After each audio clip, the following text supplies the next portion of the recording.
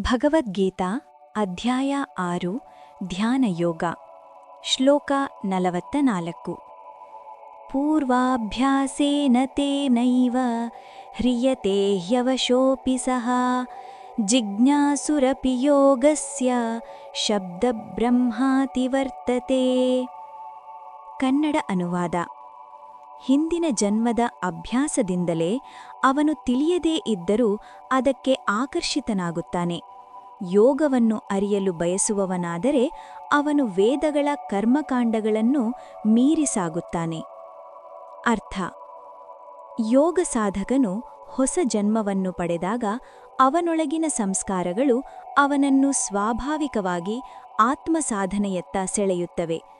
ಕೆಲವೊಮ್ಮೆ ಅವನಿಗೆ ಅದನ್ನು ತಿಳಿಯದೇ ಇದ್ದರೂ ಅವನ ಮನಸ್ಸು ಧ್ಯಾನ, ಜ್ಞಾನ ಮತ್ತು ಆತ್ಮಸತ್ಯವನ್ನು ಹುಡುಕುವತ್ತ ಹೋಗುತ್ತದೆ.